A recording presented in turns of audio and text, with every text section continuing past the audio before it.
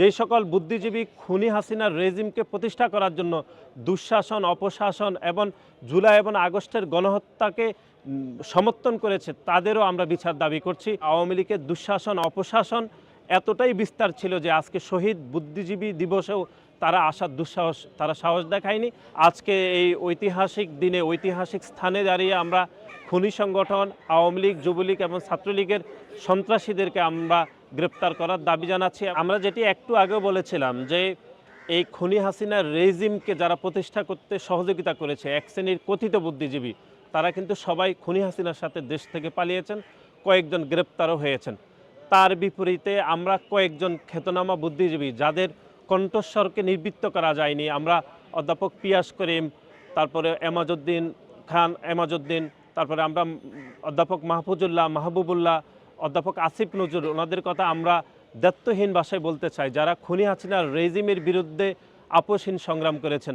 সুতরাং আজকের দিনে দাঁড়িয়ে আমরা ওনাদের প্রতি গভীর শ্রদ্ধা জানাচ্ছি। একই সাথে সাথে যেই সকল বুদ্ধিজীবী খুনি হাসিনার রেজিমকে প্রতিষ্ঠা করার জন্য দুঃশাসন, অপশাসন এবং জুলাই এবং আগস্টের গণহত্যাকে সমর্থন করেছে, তাদেরও আমরা বিচার দাবি করছি। যেরকম বিচার দাবি করছি 1971 সালে মহান মুক্তিযুদ্ধের বিজয়ের দ্বারপ্রান্তে 14 ডিসেম্বর যে সকল বুদ্ধিজীবী হত্যাকাণ্ডের শিকার হয়েছে, শহীদ হয়েছে, তাদেরকে যারা হত্যাকাণ্ডের শিকার করেছে তাদেরও আমরা বিচার দাবি করছি। সুতরাং এই দুটি আসলে খুবই প্যারালালি, যারা বাংলাদেশকে পিছিয়ে দিতে চেয়েছে 2024 সালে এই গণ অভ্যুত্থানের পূর্বে 15.5 বছর ধরে বাংলাদেশকে পিছিয়ে দিতে চেয়েছে, এবং 1971 সালেও যারা বিজয়ের দ্বারপ্রান্তে যখন বাংলাদেশ উপনীত হয়েছিল তখনও বাংলাদেশকে পিছিয়ে দিতে চেয়েছে। সুতরাং ওই দুই শ্রেণী আসলে একই শ্রেণীতে আবদ্ধ। আমরা ওনাদের বিচার দাবি করছি। আমরা যেটি মনে করছি 2024 সালের 5 আগস্ট ছাত্র জনতার গণ অভ্যুত্থানের পূর্বে জুলাই এবং আগস্টে নির্বিচারে গুলিবর্ষণ করে 2000-এরও বেশি মানুষকে হত্যাকাণ্ড করে এই খুনি সংগঠন ছাত্রলীগ, যুবলীগ এবং আওয়ামী লীগের কোনো সন্ত্রাসী নৈতিকভাবে তারা আজকের এই ঐতিহাসিক স্থানে তারা আসার দুঃসাহস করেনি।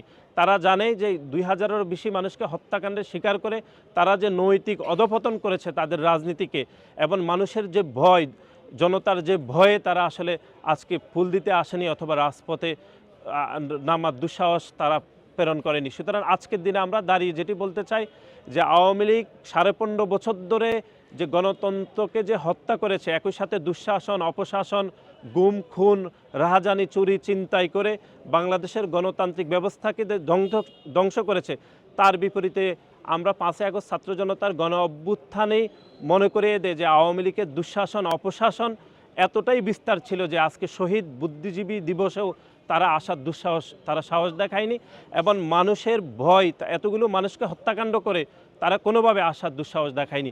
এটি প্রমাণ করে যে বাংলাদেশের গণতান্ত্রিকামিক জনতা এবং 24-এর গণ অভ্যুত্থানকারী জনতাই যে সঠিক পথে রয়েছে সেটি আসলে প্রমাণ করে। দুনিয়া কাঁপানো ছাত্র জনতার গণ অভ্যুত্থানে যারা শহীদ হয়েছেন তাদের সহ তাদের যে হত্যাকাণ্ড হয়েছে তাদের বিচার দাবি করছি, এবং যারা মহান মুক্তিযুদ্ধের 14 ডিসেম্বর সেই সময়ে যারা শহীদ হয়েছেন তাদেরও আমরা বিচার দাবি করছি, এবং যারা দুইটি হত্যাকাণ্ডের সাথে যারা এই দেশের দোসররাই সরাসরি যুক্ত ছিল সেই সকল দোসরদের আমরা গ্রেপ্তার করে বিচার দাবি করছি। বিশেষ করে এই খুনি সংগঠন ছাত্রলীগের সন্ত্রাসীরা, যুবলীগ, আওয়ামী লীগের কোনো পর্যায়ের কোনো শীর্ষ সন্ত্রাসীদেরকে এখনও পর্যন্ত অন্তর্বর্তীকালীন সরকার গ্রেপ্তার করতে ব্যর্থ হয়েছে। আজকে এই ঐতিহাসিক দিনে, ঐতিহাসিক স্থানে দাঁড়িয়ে আমরা খুনি সংগঠন আওয়ামী লীগ, যুবলীগ এবং ছাত্রলীগের সন্ত্রাসীদেরকে আমরা গ্রেপ্তার করার দাবি জানাচ্ছি, এবং 24-এর গণ অভ্যুত্থানে যারা শহীদ হয়েছেন তাদের পরিবারের প্রতি সহমর্মিতা এবং তাদের পরিবারকে যেন ক্ষতিপূরণ দেয় সেজন্য অন্তর্বর্তীকালীন সরকারকে আমরা দাবি জানাচ্ছি।